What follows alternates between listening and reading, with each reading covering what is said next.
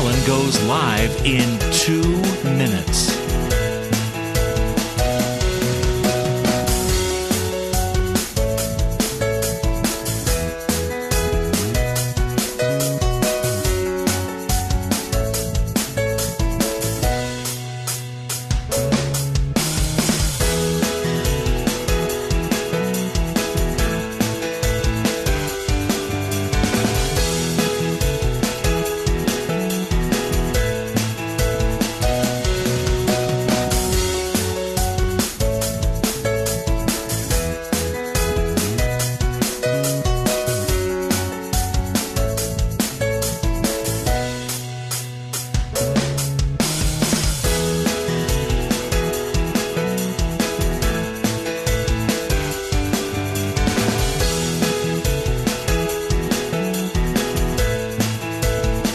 Lynn Cullen live in 1 minute.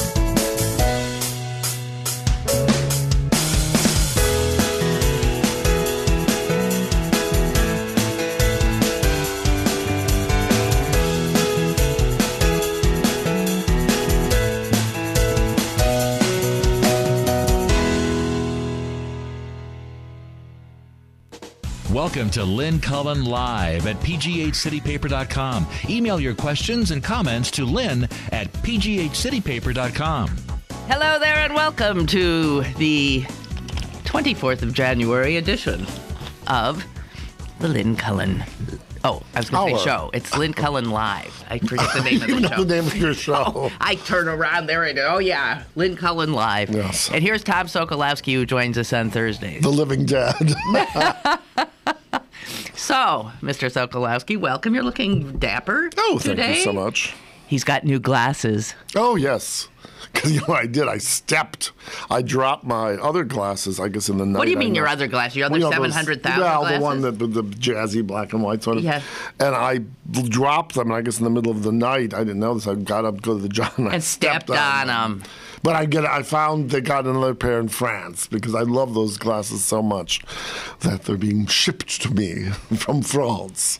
Oh my God! Are these just plain old U.S. of A? No, this is the same. Well, what was good is this is the exact same shape, so they could just pop the lenses into these. Because I had these, I bought these and had not yet had them done up because I'm soon to go to the eye doctor, and I'm sure my prescription is going to change. Oh, bro, and never for the better.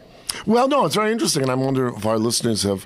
When I was sort of in my late 40s, 50s, for about 12 years, my prescription didn't change. Right. And I have myopia and now reading problems, as everyone of a certain age does. And then when I hit, I guess, 58 or so, then my prescription started getting better. And I don't know why that happened, particularly with myopia. Something about aging that somehow your eyeball, which is distended if you have nearsightedness, it then gets back to a more circular shape. You know why? Because as you get older, you literally start to... Oh, shrink. Yeah, that's probably true. Right. That's probably so true. your eyeballs are contracting. Everything's contracting, and in regard to your eyeballs, it actually might make your vision better, sort of like squinting does.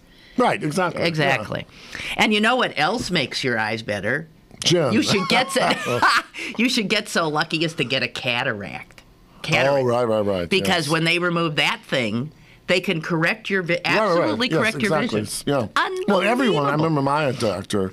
He said everyone at one point or another gets cataracts. It's just the nature of aging. That's right. Everybody eventually. You don't have them yet. No, not to my knowledge. At least not as of that last year. In a few weeks, I'll tell you. Oh, you wanted to start with something silly? I read this in our paper of record, City Paper, our host. This was quite in its news of the weird. Oh, yes, the best. Artist Maria Fernanda Cardosa, already known for her circus of performing fleas at Australia's Sydney Festival 10 years ago, has since become a legitimate academic expert on the sex organs of fleas and other insects, since we had talked about... the barnacles? Yes. She debuted the Museum of Copulatory Organs last year near Sydney, teaching visitors such as esoterica as, in many insect species, females are promiscuous. Snails are hermaphrodites, in which one shoots sperm darts that form rigid chastity belt blockages on his mates. And the male flea copulates for 8 hours straight. Oh, yeah, right. But only mates 3 times in his life. So if you amortize it. Yeah, right. I guess. Those insects are hardy little buggers, aren't they? Well, they're out to, to ensure that the maintenance of the species. Continue. Yes. Indeed. And then maybe Jess, if we inveigle her, will tell us about the penis of a duck, which she told me all about. With I believe, yes. I think, yes. You did show me the duck penis. It's rather... A pizzle. A pizzle. It was rather frightening. But we got onto it. You were on the show the day we did the barnacle. The barnacle is the longest penis in relation to its body size in any living thing. Creature, yes. And the bragging rights for the barnacle. Yes. Okay, now this is not, we do not want this particular hour to go off in that direction. No, we don't. We want to be serious today. Yes, kind of. Yeah. Trenchant. Trenchant. Well, there's lots of... As opposed to being in the trenches. There's some big news. Yes. First of all, I did watch. I got an email from Marge who said that she was off work yesterday and watched a lot of the hearing. Hillary Clinton, from morning till night, sat there. What a job. Boy. Listening to the bloviating of members of the Senate and members of the House, some of them, obviously trying to get political advantage, gain out of this, some seriously, but all grandstanding to a certain amount and kissing her ass, and then, it was, and she was so unflappable. Yeah, she got angry. I saw once, and she had more reason to get angry. That she didn't blow Paul Rand's head off is beyond me. What does supercilious mean? Because I want it to mean exactly what Rand Paul is. Supercilious. I think if it's onomatopoeic at all, it means that's supercilious. Well, that's quite, Jazz, supercilious. It's super with a C-I-L-I, cilious on one level. Huh? With a C. There's some degree of inconsequentiality, if that's a word to it. But he suggested, which is, what does it mean? Behaving or looking as though one thinks one is superior. There it is! I got it! It was right! Behaving? That response was on the Richter scale, 9.7. Oh, I love my winning. body has just gone I'm sorry. Behaving as if one... Yeah, is more important than you are. Yes, and feeling superior, behaving in a superior fashion. Well, how dare he? He said to her, I wish I had the quote exact, he said, that he appreciated that she had taken a measure of responsibility by... And then suggested that is why she was leaving the post, she was leaving her position because she had failed so miserably in Benghazi. That's essentially what he said.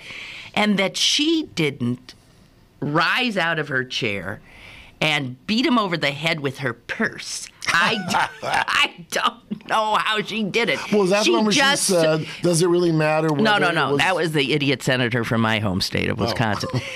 But then Paul goes on to say, if I had been president, this part I might have here. Oh, well, that's pretty great. No way, Jose. Had I been president at the time, and I'm thinking, in your dreams, you supercilious jerk. Twit. Yeah. Had I been president at the time and I found that you did not read the cables from Benghazi, you did not read the cables from Ambassador Stevens, I would have relieved you of your post. So there he is having this sort of like wet dream fantasy of having fired Hillary Clinton. Yes. Right, because he was the president. And she sat there. And I thought she's going to bite his head off. She didn't. Mm-hmm. It was the idiot from Wisconsin who finally got her last nerve. That's where she was banging on the table. Yeah. But she sat there through so much, and she's so measured and so articulate and so, God, is she good. She's impressive. That's an impressive lady. She really is. She always has been. Although, as you say, her glasses are not as, well... They are not as flattering to her as yours are to me. Oh, well. Just think we each have to begin with. No, but I mean, she's a handsome woman, and they're just too dark. They make her look like a bad IT cad.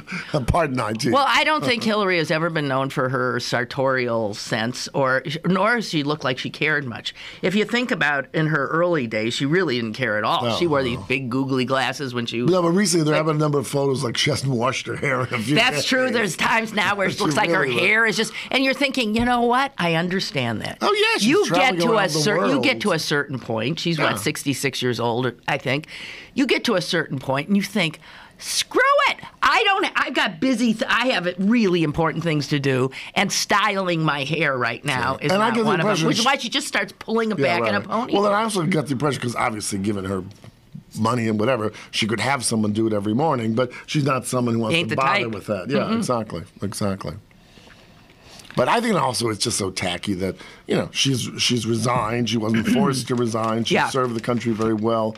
And for them to take these silly pokes at her are just ridiculous. And they don't hurt her one bit, and she probably will run for president. Well, I hope so. She would be very, very impressive. Boy, was she... I mean, it was impressive. Yeah. Look how much you man. It was like she was, they were like a bunch of Lilliputians. Yeah, right. Yeah. And she was there. And but I thought Rand Paul in particular was really repulsive. Repulsive. Of all, suggesting that somehow the Republicans had chased her out of office. Right. Which was untrue, because it had been long known that she was serving one term. That was it. She needed if I had been president, I mean, he tried. He failed. Well, no, not that one. That was the father. Oh, yeah, that's right. I'm sorry. This is the son. The father's gone. Yeah, Ron. Yeah. Ron Paul. Rand, named after that wonderful humanitarian, Ayn Rand. Oh, that's right. Yes! That's right. And it completely embodies in every way her wonderful view of humanity. Oh, God, yes. Yeah. He's just... Fountainhead, wasn't it? Yeah, Fountainhead and Atlas Shrugged. Just absolutely despicable and supercilious, the word of the day. So, Marge writes, I was off and got to watch. Hillary was fabulous, she says. I agree. Fabulous. She stood her ground and proved she's a true leader of this great nation. As for Mr. Rand... in his wildest dreams. Yeah, right. We had the same reaction. Is the only place he would be president. Cannot wait for 2016 when he enters the ring against her and she squashes him like a bug. Well, you won't get to see that, because if he makes a run at the Republican nomination... No way he's going to get it. He ain't getting it. So she'll never face him if, in fact, she ends up... running. She versus who knows? Chubby, what's his name? It might be, if they're smart, it'd be Clinton versus Christie, if they were smart. So he better lose weight, and she must start putting more makeup on. Whatever. Oh, and she says, other disturbing news I'm hearing. My daughter asked me if I'd heard that Sandy Hook is a hoax.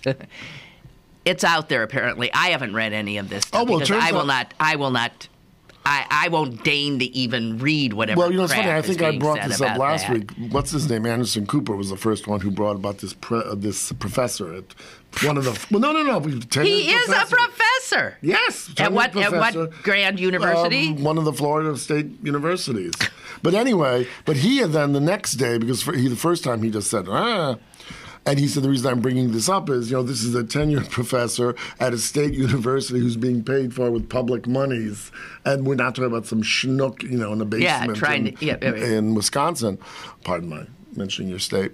But then there were something like 30 or 40 other, and some of them quasi-reputable people saying the exact same thing. It was mostly from the gun people's side. Well, of course. And what, they think this was staged so that they could get gun control? Well, and they said that this whole parents, town is on this? No. They said that some of the parents were actually actors, in fact, who were brought on to sort of, oh, my child. Now, he didn't say anything about were these actual bodies or not. I mean, it was ridiculous. It was either it didn't happen at all, or it wasn't bad as it seemed, and all the speeches. How can you even deniers? Same thing. But at least a Holocaust denier is not in real time. Well, that's true. It's it was not 50 like years ago. That's true. The gall, the temerity, just to keep your blankety blank gun. I mean, it's just unbelievable. Yeah, unconscionable. Well. The verbiage is getting interesting. Yes, we have longer words today. Yes, Jess, we should have now our other contest. First, it was about senescence, so that's another long word. Now, how many letters will have the longest word we use today? I think so far that supercilious is probably supercilious, maybe. That's pretty good. Super. What was that other one? Califragilisticexpialidocious, and the odds that we'll get that far are not good. Yeah, right. Okay, so. The other big, well, you know what? Before we'll take a little bit of an early break, get into, I think the biggie story today is women. Oh, yes, right. Women in combat. Now we can kill them too. Yeah. If one must be wry about such a serious thing. Let's talk about that when we return. More is on the way with Lynn Cullen Live. Lynn Cullen Live and Panera Bread celebrate the life and legacy of Dr. Martin Luther King. In 1965, Dr. Martin Luther King Jr. set out to get a Voting Rights Act written in Selma, Alabama. The campaign encountered dramatic violence which spread to Montgomery. He told the press that Selma did more to dramatize the indignities and the injustices that Negro people continue to face. I think it was the most powerful and dramatic civil rights protest that has ever taken place in the South, King said. On August 6, 1965, President Johnson signed the new Voting Rights Act. Countdown to King, brought to you by Highmark Blue Cross Blue Shield. Have a greater hand in your health, and Lynn Cullen Live. Go to bergbargains.com for great deals on meals from your favorite local restaurants, museums, and shows. This week only, get discounts up to 20% on gift cards to Panera Bread. Supplies are limited. bergbargains.com, Pittsburgh's best bargains. bergbargains.com. Today, My Care Navigator forwarded my medical records and freed my mind for other things. Introducing My Care Navigator, your 24/7 healthcare co-pilot, new from Highmark. My Care Navigator found me the ideal specialist. Less work for me. My Care Navigator makes it easier to navigate the system. Call 1-888-BLUE-428 to connect with yours today. Highmark Blue Cross Blue Shield is an independent licensee of the Blue Cross and Blue Shield Association. Have a question or an opinion? Call Lynn Cullen at 412-316-3381 or email lynn@pghcitypaper.com. Now, more with Lynn Cullen Live. All right, well, we got to talk about women in combat, but this looks like a really interesting thing about the South. And some pretty smart guys writing about it. George Packer, a fantastic brain and writer, has written in the New Yorker about the South of the United States. And Gary Wills, the, I believe, Pulitzer Prize-winning professor at Northwestern University, has jumped on board to talk also about his complicated feelings, he says, about the South. But ultimately what both are talking about is how the South is for some reason, if you look at all the crazies, like we were just talking about, who would deny Sandy Hook? Well, a tenured professor in Florida. Yes. Right. Although the Florida is not really the South. Well, I agree with you about that. But nevertheless, exactly. Right. But there is this notion of being mired in the past, and as that what was the one phrase, nostalgic lunacy. Yeah. I was just saying to Lynn, when I lived in Virginia, I lived in Norfolk, Virginia, which was not really a southern city because of all of the flowing in and outs in Second World War of military, so it wasn't an enclave, but Richmond were the capital of the Confederacy. When I was the only place where I lived in Virginia for about 3.5 years that I was called a Yankee. And also, I said to Lynn what one old woman said to me about the Civil War, where that's still very much in people's minds. She referred to it as the last great unpleasantness. Oh, God. And I just said, what? No, you can't beat that for a euphemism. That really is great. Wow, an unpleasantness. Yeah.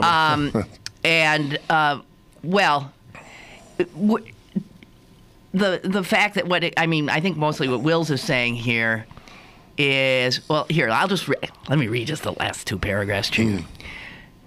They cling to their tradition, to their nostalgia, gentility, and all this stuff that they think of as Southern. And there's a lot of wonderful stuff there. Right. There is, but they cling to the wrong stuff.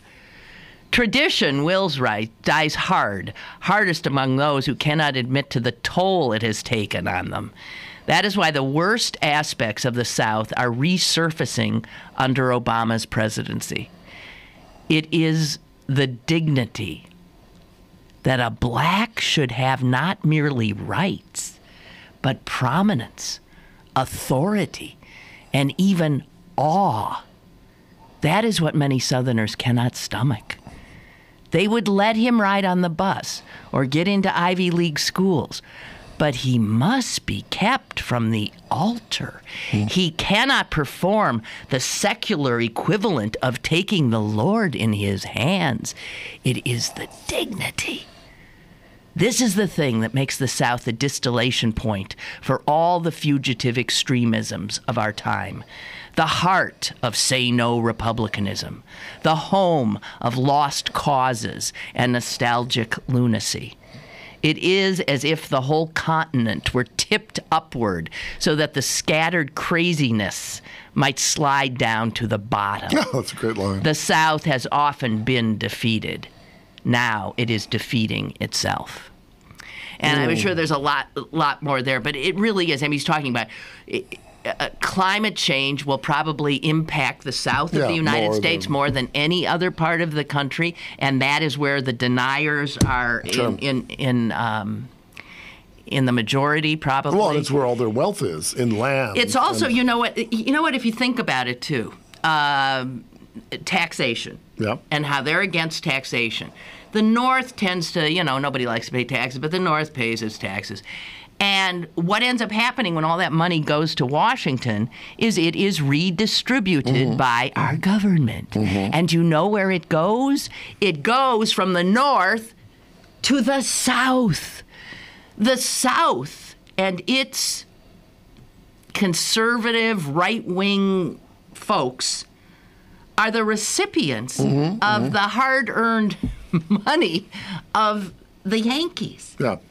And the uppity. I know, and they don't. Northerners. They don't even get it. Yeah. They are more. If there's a geographic area in our country where the takers live, it's in Republican-controlled areas. Sure. Yeah.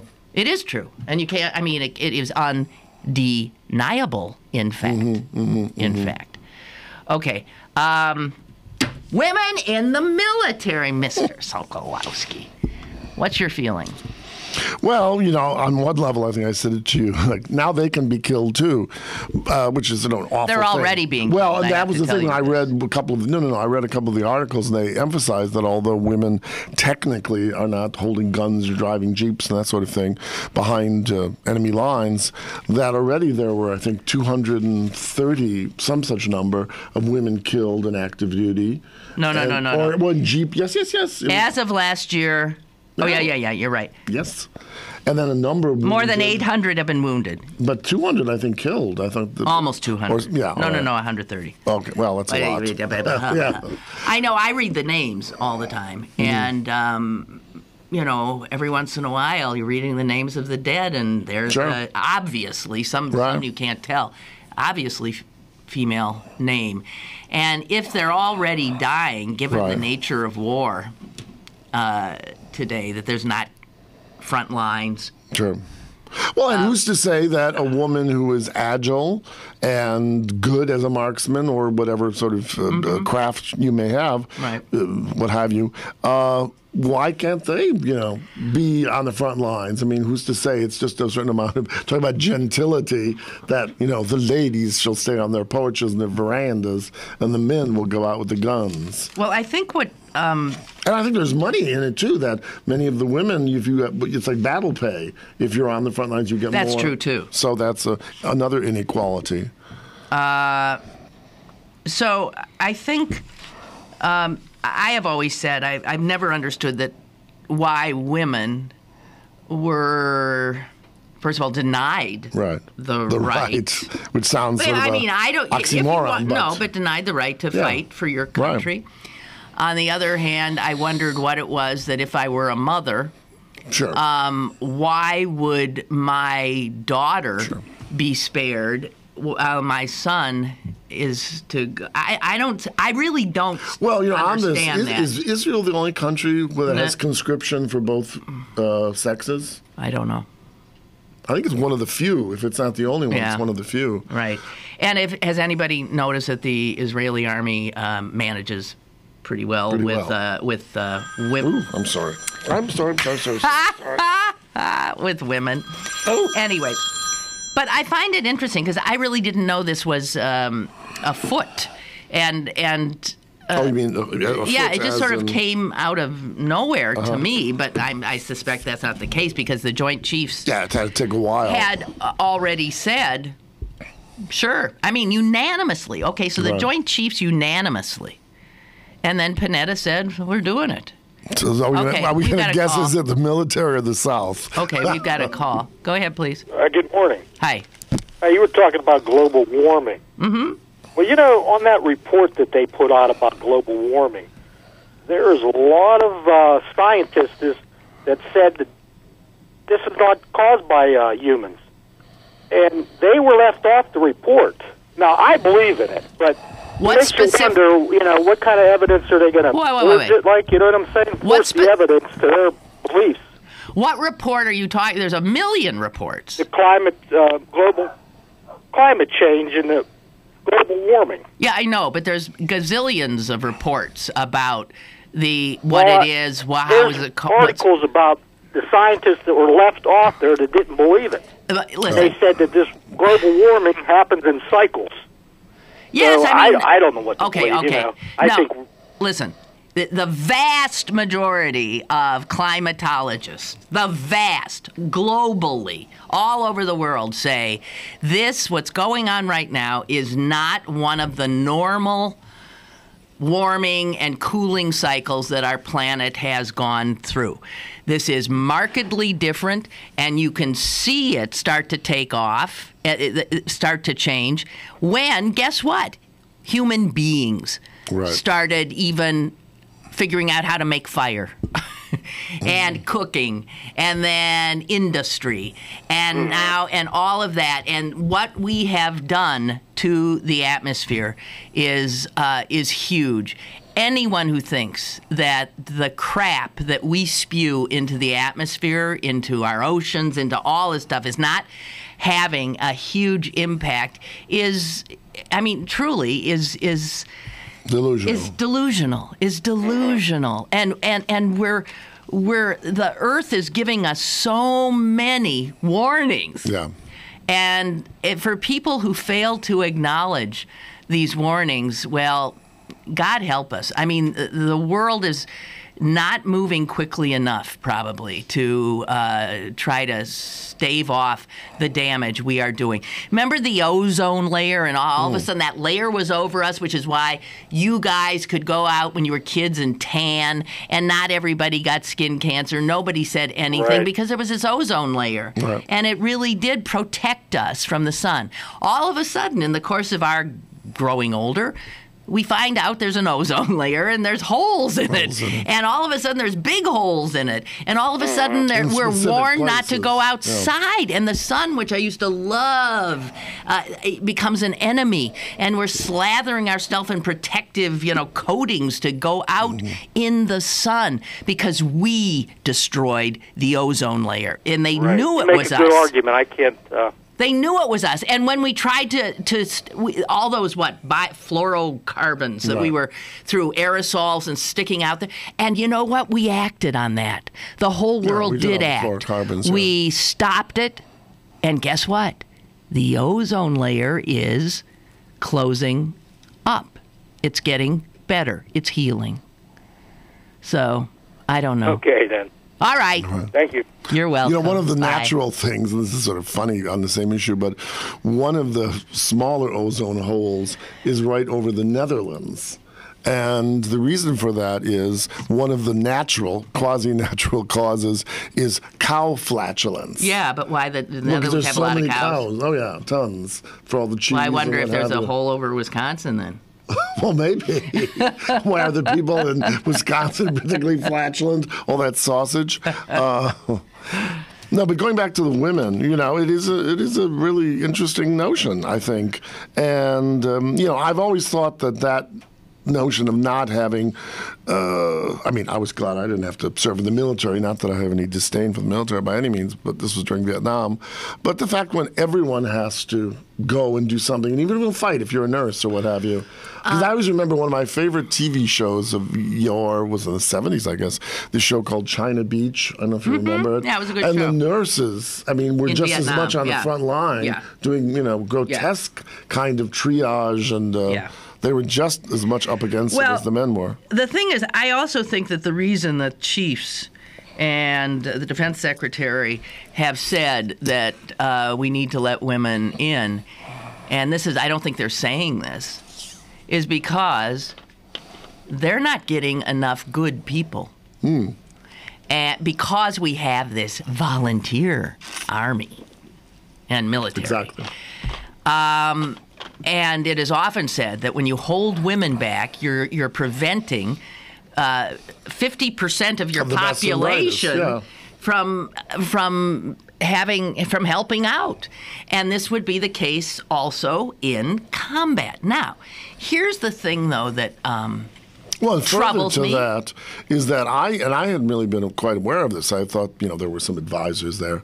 But partly due to what you were just saying, we have all of these soldiers of fortune, I guess you would call them, like Blackwatch and a few of these others, who go there, get paid exuberant amounts of money, extraordinary amounts of money, and then are only quasi... No, they're not at all. They're not under the rules of... they are not... If you read it, they sort of have to... the contractors. And when you're talking... some of them are so grotesque. When we talk about the death toll of the Iraq War or in Afghanistan, those numbers do not include the private Oh, really? I army. didn't know that. No, it's only the ones who swore to take an oath to defend the United States.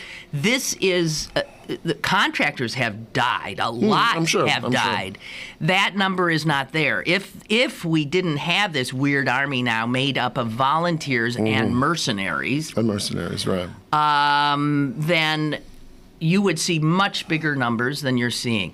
Also, I mean, when a country privatizes its military, I think you got a real problem there. Why? Because it's easier to fight wars that way. It's easier in terms of if it's just a job somebody goes and does. Right. You know what I mean? Right. You hold parades for the mercenaries coming back? Well, right. And then you also wonder, do they have a kind of for lack of a better word, bloodlust, and they'll go marching, which some people could call heroics, but sometimes could be awfully dangerous, just to go in there and get them. And I think that's it might attract those jobs might attract that type. But here's the other thing: our military people see these guys there.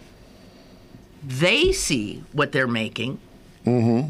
They see what we're paying them to serve your country. Pay, right. Well, why wouldn't you, if you wanted to, finish up your duty as quickly as can and then join up? And I think that's it would be interesting to see those numbers, wouldn't it, if there is that switch over?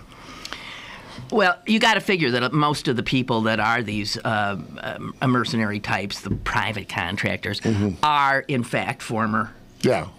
Because they tasted of it and liked it. They liked it enough, and now they're going to get paid for it. And they think, what am I going to do back home? Am I going to be a computer programmer or something for far less money? War is changing. The way it'll be waged is changing. Sure. It's going to be increasingly technological. The drone. Hello, the drones. Business.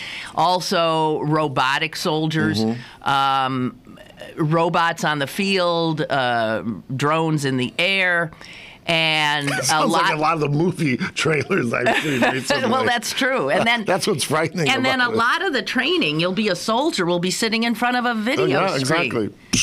I'm thinking all those kids that are playing all those video games all the time are going to be well suited because they're all about violence. When I was out in Los Angeles, there was someone. It's all hand-eye coordination and. And I said to my friend, these two kids are my godchildren, and I said, Colleen, you see, it's like, and I said, what do you do? Well, you invade this town, and then you take all the good stuff, and then you bomb it. This is a girl you're talking Well, no, this is the mother. Oh, I see. And this is a kid. One kid is 5, the other one is 8.5, something like that. And I just thought, it's a game, but. Well, my son always said to me, he really laughs at the fact that a lot of adults don't get that the kids see this as a game, truly a game. But you wonder why the game has to be so violent. But you look at kids play if they didn't have videos, and it tends to be violent too. Bang, bang. Right. Cowboys and Indians. There's a lot of this stuff sports that has to be more worked concussions out. And right, whatever. So, okay,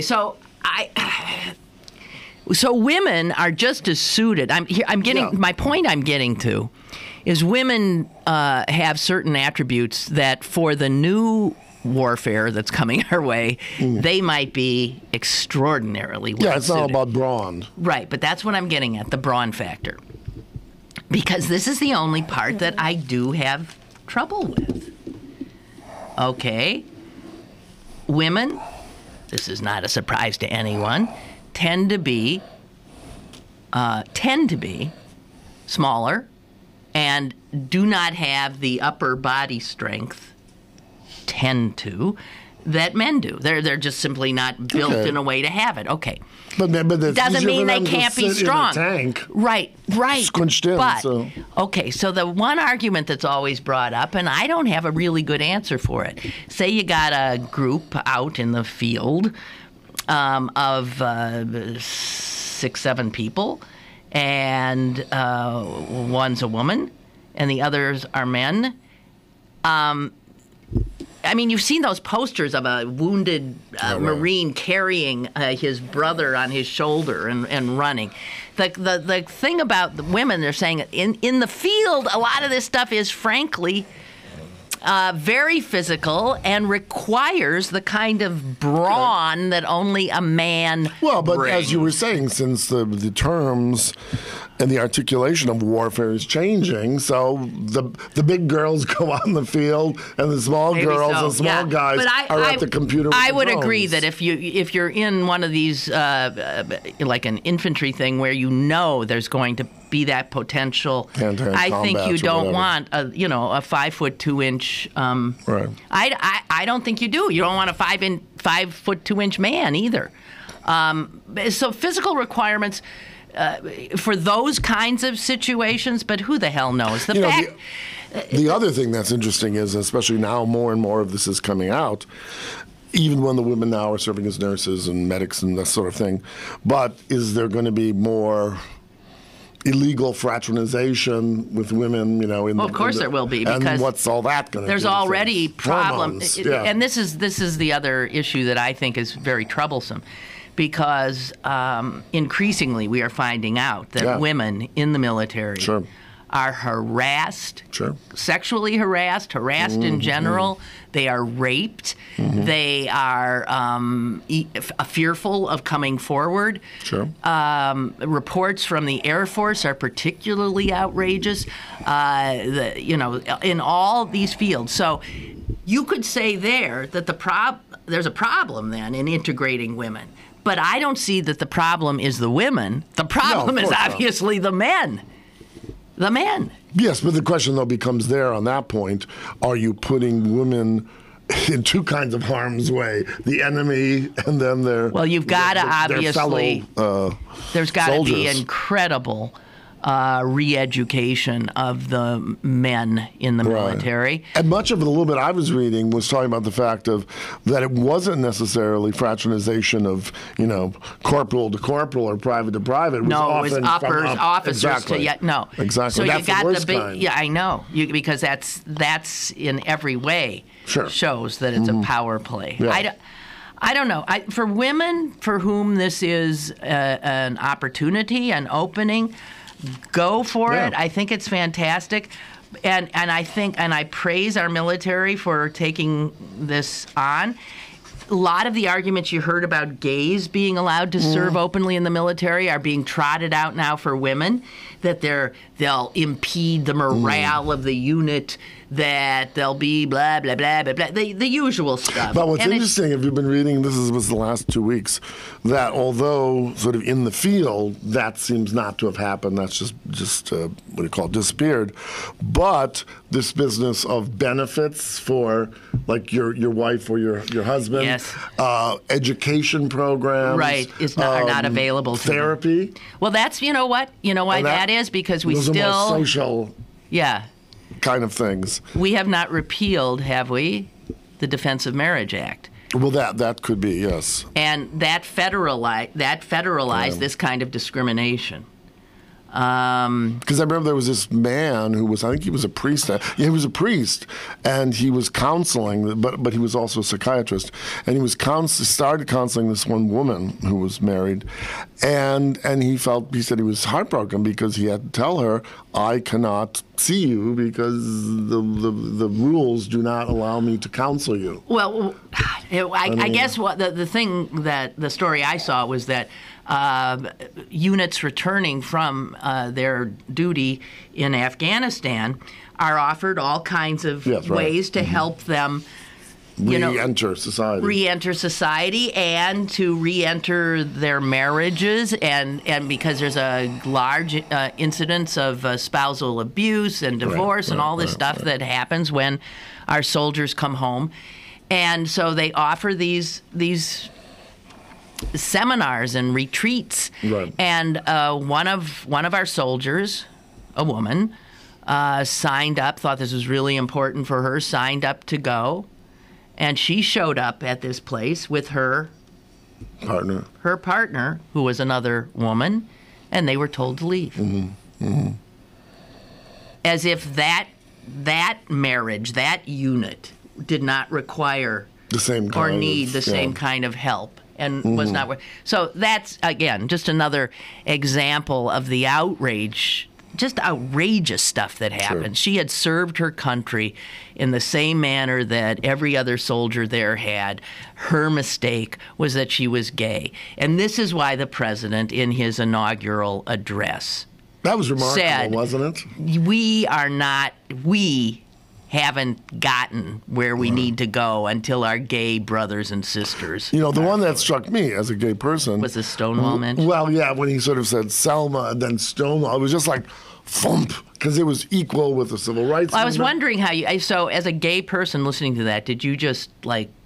Well, it was just because as all the newspapers said, it had never been mentioned in something as big, ponderous, and important as a presidential acceptance speech or inaugural speech. Address, yeah. And that he said, and it was funny, I forgot, it was Frank Bruni in the Times who just said, it was astounding, and yet unsurprising. Yeah, unsurprising. The way, like, and that was what was wonderful. It was, and they said, and I didn't hear it, I only heard it after the fact, but that was the biggest, hurrah during the whole speech, because it was so unexpected, and like for the first time, to hear it and feel like you are now part of the Vox Populi. Yeah. It was very touching. Pretty wonderful. Yeah. PJ writes, one only needs to look at the Israeli army. The Israelis have women in combat roles. If it didn't work in any way, they wouldn't do it. As we all know, Israel does not fool around with their military. Yeah, but I would like to look into this a little bit more. I'm not sure, all you guys who are saying Israel lets women into the combat role. I'm not sure they do. Well, I know. I just said they're conscripted, but I don't know they what have they to do. serve. Right. But I do not think. I want to tell you, as somebody who's been to Israel a few times. Mm-hmm. Israel strikes me in many ways as a very sexist society. Oh, yeah, right. I mean, no different than almost all others. Right. But it's a very macho culture. Right. And but they've just voted. It's a shocking vote. I love it. That's great. I agree. I love it. They were 2 seats shy of potentially knocking Netanyahu out. Yeah. Nobody saw it coming. No. And this is such a wonderful thing. Well, it's interesting. The Times said, like, what's this guy's name? Yadir, I think is his first name. Of this, it's like, who is he? No one ever. No, we didn't even know about him. But that's really amazing. I was really shocked to see well, I hope this guy is up for it. And what it did, it gave all these people who had, the sense that the right wingers in Israel had just absconded with. Well, the they're government. Like our Republicans. It's and the assumption that they had the power and that Israelis as a whole were just being gotten pushed to the right, more and more right wing, and then you have an election like this in the same way that so Netanyahu is experiencing the same what the hell just happened as the Republicans did. What the hell just happened? Well, and I think it was interesting. One of the other things the Times said was this going to make his palaver about America and President Obama a little bit softer, that he might see a little bit of writing on the wall there? Well, a lot of this, too, is Israeli. Most Israelis are secular. Mm-hmm. They are not particularly religious. Mm-hmm. And much of this, I think, is finally pushback to the growing strength of the ultra right-wing lunatic. Well, this goes back to how we started this, which was the point that someone was saying that now the new, I think it's under Netanyahu even, was the first of the year or some date, I can't remember, that now they will conscript I don't think it's some. I'm confused about that. Yeah, but the interesting part, and many people were saying, well, they should have to serve as well. But one of the people, and it was more lefty, was saying some of the ultra-Orthodox are so crazy that they you don't want them in the military. Yeah, because they're going to be like these soldiers of fortune. Right. Go after them with a I have that reaction too. I don't know that you want those people in the military in big numbers because they'll pollute it. Yeah, because they're nuts. Yeah. On the other hand, there are so many things in that country that allow these ultra-Orthodox to avoid all manner of service. They live on they don't have to work. No, they are so regular Israelis go to work, pay big taxes, blah blah blah, and their money goes to support these losers. These losers who are doing nothing but sitting there reading the Torah. Right. They're studying. If the hair of a pig starts out red and then grows black and then goes red again, can you eat it? I mean, it's like the worst aspect of the Talmud. Oh, yeah, you mean just sitting there arguing over minutiae. And you know what?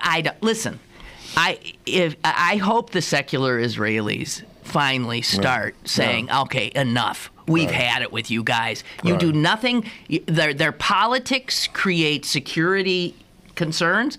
They have made them, they pulled them to the right. The settlement stuff that's gone on.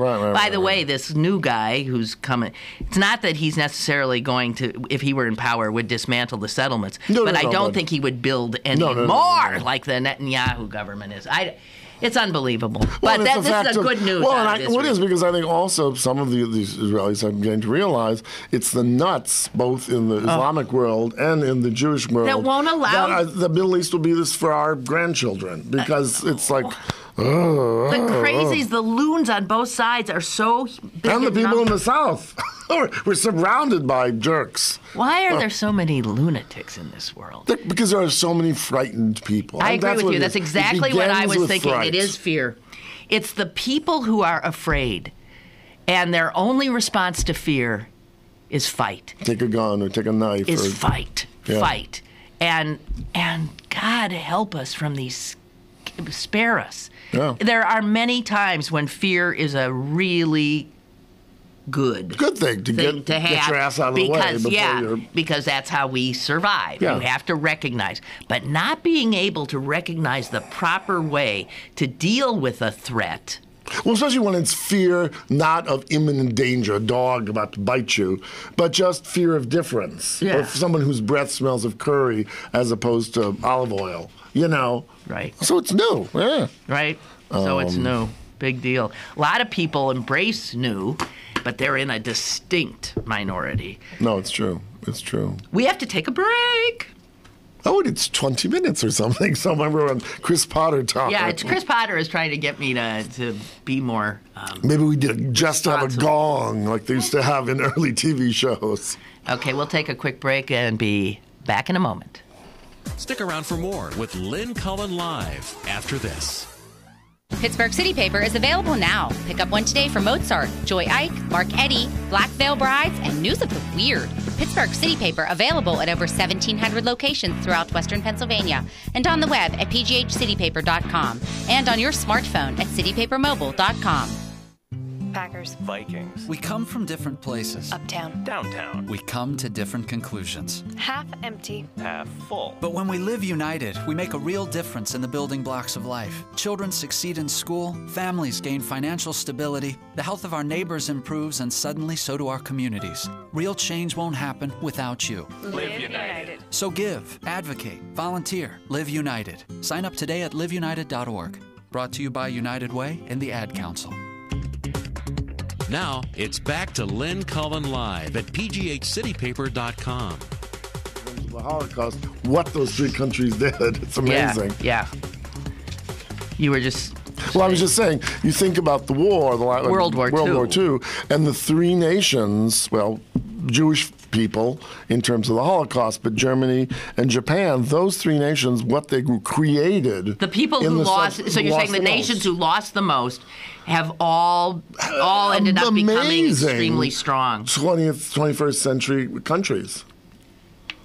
Oh, now to talk about 21st century. I was just reading something, I'm sure you and many of the people out there listening have had these dinner table conversations where who's going to be the leading power, in 2075, and it's India, China, India, China, No, it's China. And there was this piece in the Times yesterday. Yeah, I think it was Wall Street Journal, wasn't it? No. Wherever it was. Okay, so and it was basically, they said India's lost. India's lost it. Yeah. And India will be a big power, but China is just... China's going to be... And I was usually on the India side just because I thought the national language is English, they have more of a middle class, and yet it was interesting that China is it already. They've won. So I thought that was quite interesting. Well, God help us. I hope they find their way. It's hard to make a country. Okay, so PJ just sent me a bunch of pictures of Israeli women soldiers in tanks, on tanks. Okay. So the question is, though, she may drive it, but does she hold the gun? Or no, I suppose that's if you're in the tank, you can get bound. Yeah, right. You in the tank. Okay. Anybody seen the latest from one of the stupidest Neanderthal legislators in the state of Pennsylvania? I see the latest from Daryl Metcalfe. Oh, yes, another one of our choicest. Another Western Pennsylvanian making a name for himself. What, dare I ask, did he say? Well, I saw this on a national media. A Republican lawmaker in Pennsylvania says he will introduce legislation that would make any new federal laws on guns unenforceable within the state's borders. Oh, how nice. So, Daryl Metcalfe says it will preclude liberals from exploiting wicked acts of murderers in order to advance their senseless gun-grabbing agenda. Now, first of all, I'm no constitutional authority. Right. All right. But I don't necessarily believe that a state can say to the federal government, up yours. yeah, we will not. Sorry. I mean that's been tried. I remember George Wallace standing in the door, and that didn't last long. No, I mean at some point. See, here's where these Republicans on so many levels do not really agree with the very basic founding principles of the Union. That's it. The Union. It's not just your backyard, which a state really is. It's your backyard. The Union. Yeah. And when you said it, just struck me when you said lawmaker. It's just I always thought that term is such a crazy term, although they do make the laws. But our founding fathers, and they were landowners and they had slaves, so they weren't perfect. But they did look at what was good for the nation. Now, the nation was defined very differently than it is today. It was far more homogeneous. Well, yeah, we're talking about 1700s. Right. But nevertheless, there were some, Southerners and some neo-Southerners and some Northerners. And much of the Constitution has held up because it was about looking at the principles of law, not where's mine. Exactly. But now this business, someone should slap him upside the head. I love that expression. Real hard. Really hard. What a dope. Metcalfe said his legislation would prohibit the enforcement of any new federal registration, restriction, or prohibition requirement for privately owned firearms, magazines, and ammunition, and require the state of Pennsylvania to intercede on behalf of its citizens against any federal attempt to register, restrict, or ban the purchase or ownership of firearms and its accessories. So let's go dump some tea in the mine. Right. So what's he saying? So here in Pennsylvania, if his measure passes, we would what? Call out our National Guard to fight against the armed forces. The Army. Oh, stupid man. So I mean, but this is why Daryl Metcalfe should be living in the South. I mean, you see, we have these people here. I mean, that's the South has these little colonies, and that's right. and no, he should be put in the stocks. I used to love in the early days of the nation when people who were against the law, they put in the stocks, and you could go and throw cabbages and rotten tomatoes at them. I think they should bring back the stocks because I think humiliation is one of the best forms of punishment. I think humiliation. So. Humiliation, yes. I mean, these were... Yeah, but I think, I don't he probably wouldn't be humiliated. No, because the thing about people like this are you can't humiliate them because they're shameless. Yes, right. And they're true believers, and so they would just be martyrs then. I remember my grandfather had this funny phrase. He said, he's so dumb that if you urinated on him, he would think it's hot rain. And that would be someone like Metcalfe. Well, God help us. I don't know. So, geez, did I run out of stuff 3 minutes too early? Well, what will be our epilogue? You have to have an epilogue. Our epilogue. Did you hear about the flaming cheese? Saganaki? Or is there some other kind of flaming cheese? There's that Greek cheese where you put ouzo on it and then you light it and everyone says, "Oppa! Oppa!" Yeah. Gee, is that what you were talking about? Is this another flaming cheese? No, this is flaming cheese. Or is it a gay person in Wisconsin? No. The flaming cheese. Uncle Poodle. Uncle Poodle goes to Wisconsin. So tell us about the flaming cheese. No, the flaming cheese was in Norway. That's right. Yeah. There's a kind of brown cheese there. And apparently it's very flammable. Oh, just on itself. Because it's made up of whey, and I don't know the chemistry of it, and fat, a lot of fat, and I guess if something can, whatever, it's combustible. So it's just you put it on your plate and boom, it just goes off? No, but in this case, it was all packed into a semi-trailer truck. Oh, dear. So there were tons and tons of this cheese. And the truck ventured into a tunnel, somewhat like our Fort Pitt tunnel here. And unfortunately, that's when the cheese combusted. I mean, it's so silly. But, yeah, so silly that the tunnel, it took them 5 days to extinguish the fire. Oh, my goodness. Maybe they should send that cheese to Afghanistan. That's what I'm thinking. It's like napalm. Here's another brie. When you first said that, I thought there was a restaurant in Los Angeles that I would pass when I was visiting recently that's called the Stinking Rose, because I guess garlic is a form of rose. Is it really? And so it's called the Stinking Rose. That's the name of the restaurant. But and everything, I guess, has some, or maybe is it etymologically, or is it actually part of the rose family? I don't know. I can't believe that. Whatever. Somebody called it a stinking rose. Yeah. And every dish has garlic in it. Admixture of garlic in it, on it, suffused through it. Well, I think garlic is always a good idea for whatever anybody ails you, exactly. Man, garlic is wonderful. So anyway, and the tunnel, just to finish the story, is going to be, now that the fire has been extinguished, it's going to take another 6 days to clean up the tunnel.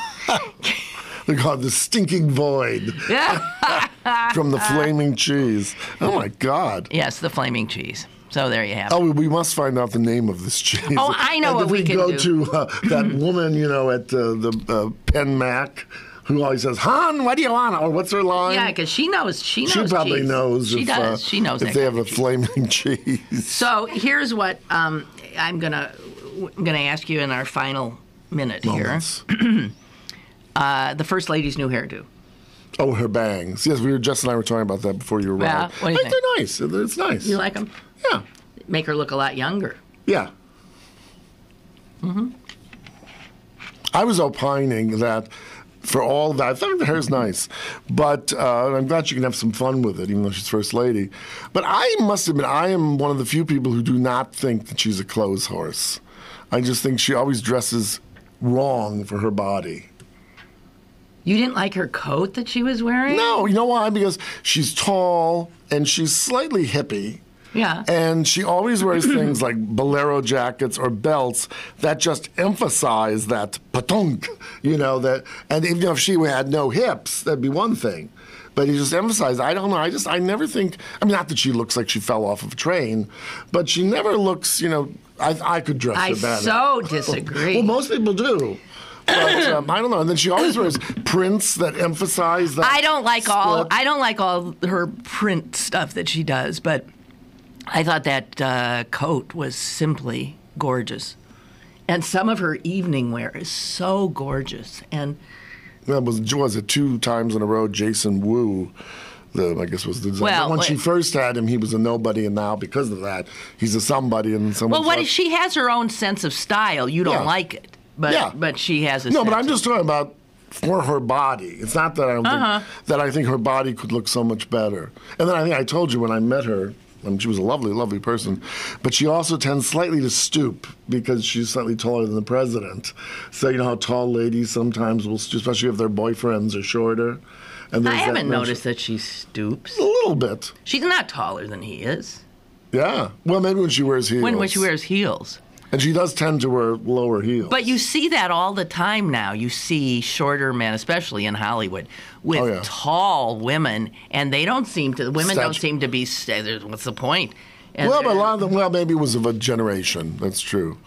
Not these young girls nowadays. I was once told not to wear heels when I was co-anchoring the cerebral palsy telethon at Channel 4 back in the 80s, because Joe DiNardo was my co-host, and he was shorter than me. Okay. And they said, don't wear heels because it just makes the two-shot when we're both there together look so She was odd. like, get him a box. And I To thought, stand on. what the hell? Yeah. If Joe DiNardo was my height and I was his height, they wouldn't have said they that. wouldn't have said anything. The problem was that I was a female Right. and I was taller They than would he say, oh, was. there's the Jewish shrimp. Right. But they always say, here's the Jewish giant. No, so that, I thought, geez, what? And then there was this thing with, you'd go on set, and the chairs went up and down, and I would get on set next to Don Cannon, and I would always put my chair up so I could get to where he was, and then he would put his a little higher, That's so and I'm putting mine, and pretty soon we were, going to be dangling off. Sit on stools. Oh, I'm crazy. And there was always a sense that, So the all woman, these shows like Mary Tyler Moore, where they had the male peacock readers, that's totally true. Oh, it's so true. It's so true. All right, we got to go. Men, get your act together. Well, I think they are. Why did I just say that? Why did you? I don't know. It's a little feeling of potential hope.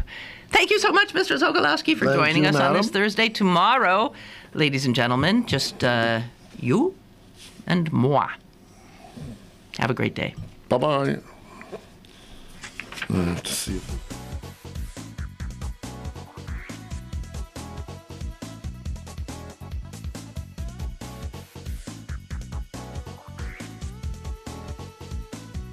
Lynn Cullen Live, Monday through Friday from 10 a.m. to 11 a.m. and archived at pghcitypaper.com. The opinions expressed on Lynn Cullen Live are those of the host and do not necessarily reflect the viewpoints of Pittsburgh City Paper, Steel City Media, and its advertisers.